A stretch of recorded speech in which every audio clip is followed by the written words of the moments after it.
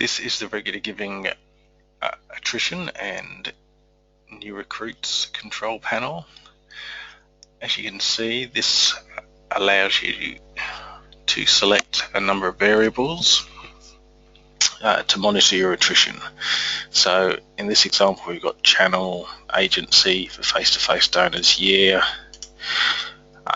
payment type, gender, value, age, subtype is typically whether it's on the street or door-to-door. Starters or not allows you to remove the non-starters if you're just interested in those donors that make a payment, and state. All these variables are customizable to whatever suits. So in this example, we're looking at 2012, we're looking at male recruits. You can see that the attrition is 44%, 12-month or 12 payment attrition. The year one income per donor is 237. Based on the cost per recruit of 253, that's a net income of minus $25 per donor, or a 0.9 ROI. In terms of the total number of recruits, it's 5,500, and we've lost around 2,500 of them. This figure here is the average number of payments pre-attrition. This is an important figure. You can have a similar attrition of around 44%, but depending on how that attrition is phased in terms of whether they make 1, 2 or 3 or 0 payments first, it can have a big influence on this number of payments pre-attrition. So if you get an extra 0.1 of a payment based on 5,000 donors, that's $26. That's a considerable amount of money.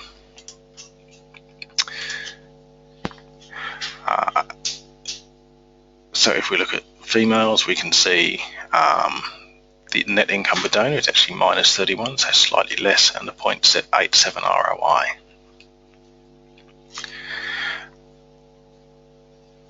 This is looking at the year one attrition. There's a tab here that allows you to compare different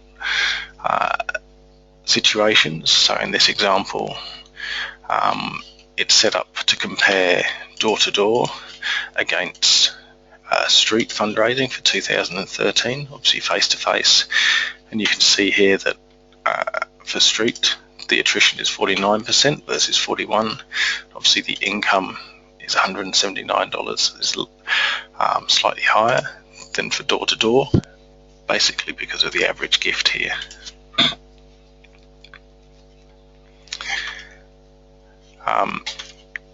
This figure here shows that on average door-to-door donors are 42 compared to 40 years old for street donors.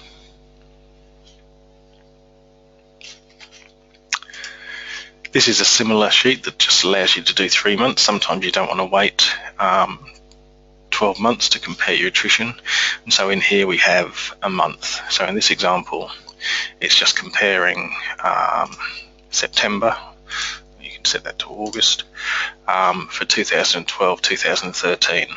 So you can compare your attrition year on year for a particular month, take out seasonality. In this case, we can see that attrition has gone up in 2013 to 31% from 25%.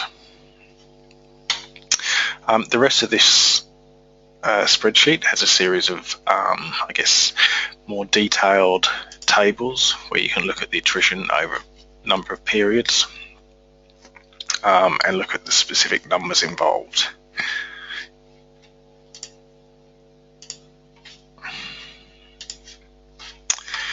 Okay, the next control panel is what we call the RG retention control panel. This looks at regular givers in a slightly different way. So previously, where we're looking at the proportion of donors who stop after X number of payments, this is looking at the proportion of donors who pay in different months. So in this example, we look at the number of donors who signed up in January 2013 and made their first payment, and then we look at the proportion who didn't pay the following month. So that's 12.5%, then 1.5% didn't pay the month after that, then 7.6% the month after that. It's slightly different from the normal way. We look at attrition through payments, because this allows you to look at who's actually making payments in particular months, in this case February 13, March 13, April 13, etc.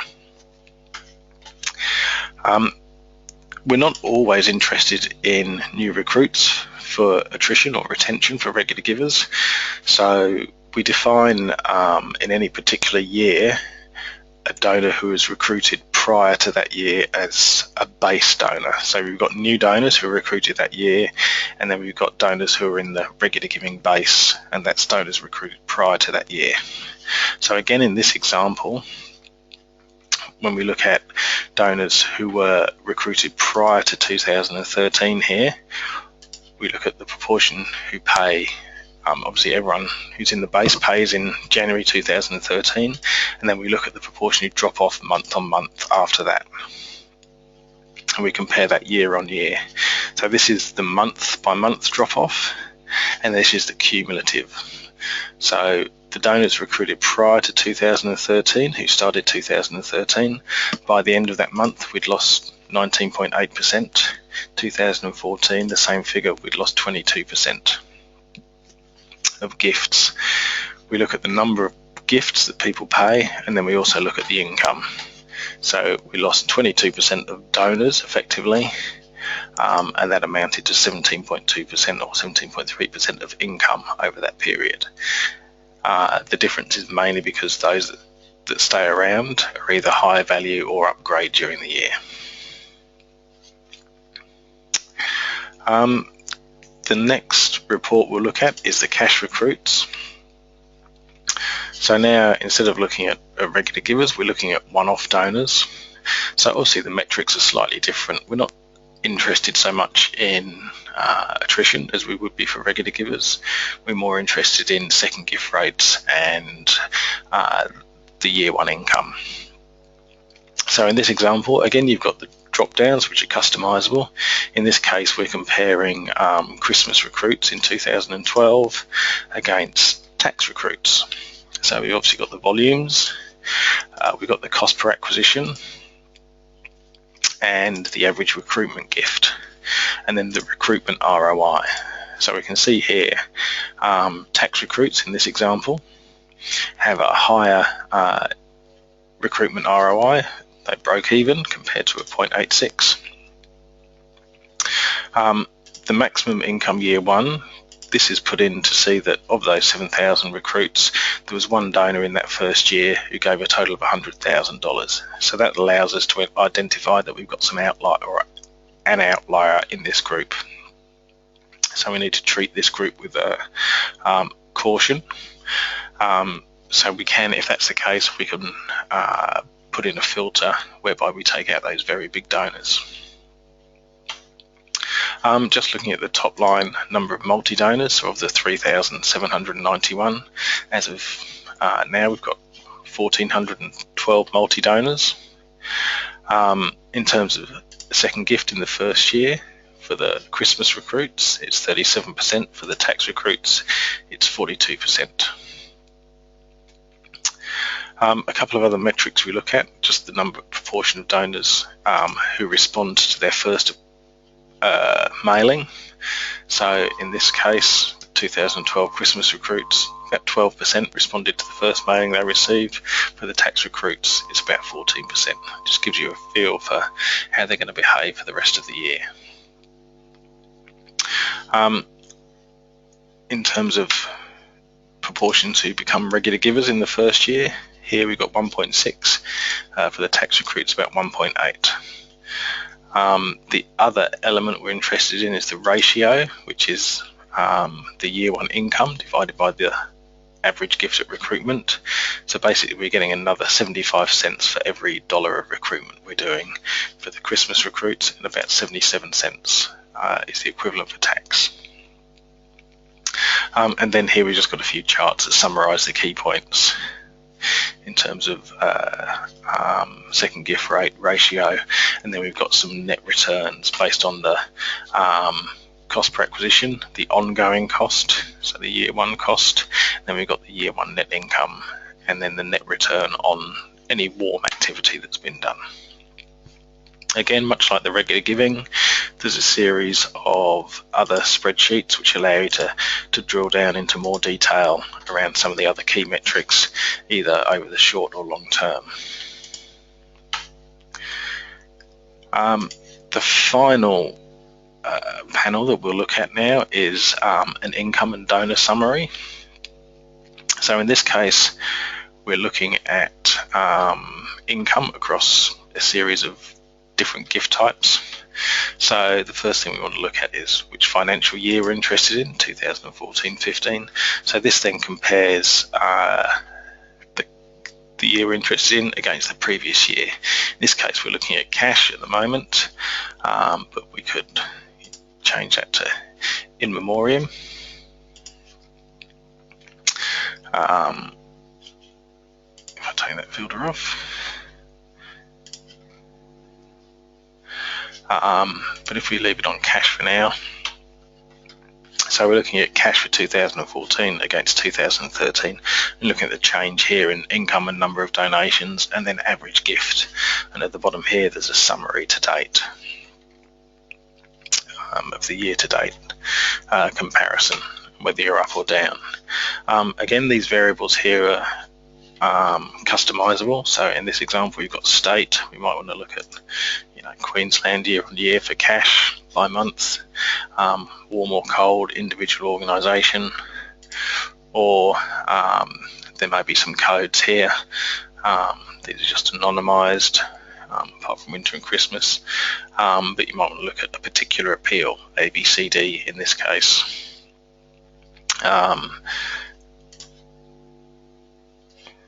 So you can look at that year on year and see whether you're up or down. The other part of this is the donor summary. So in this case, we're interested in how many donors you have in certain groups. So at the moment, this is filtered on 0 to 12 donors. We could take that off and you can see the total number of donors. This chart splits it by multis and singles, so you can see the growth in the single donors, and this by value. But again, if we stick it back onto 0 to 12 donors, you can see how that's grown over time, and then by the different value bands. If we're just interested in higher value donors, so maybe 100 to 249 or even above, we can again see how that's changed over time from 2010 to 2015. Also in this, we can look at particular months and see a year-on-year comparison. So in this example, we're looking at July, so July 2015 compared to July in these previous years. Again, just for 0 to 12 donors, or it could be 0 to 6, and it could be again, $25 to $50.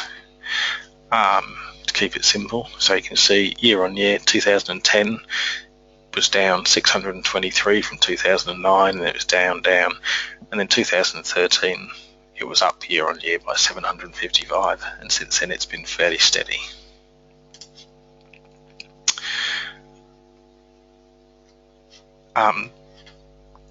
This is a similar chart, but just looks at by recency. So again, comparing July in this case, year on year, you can see how the volumes have changed by recency. At the moment it's got up to 36 months, so you can see over time, if you just want to restrict it by 0 to 6 months, or even 0 to 12, you can see from 2009 there was a drop for 3 years, and then 2013 again saw increased recruitment. 2014 the 0 to 6 were pretty steady, and then 2015 there was a drop down again. Again, as per the other panels, there's some more data in the background if you want to dig around further.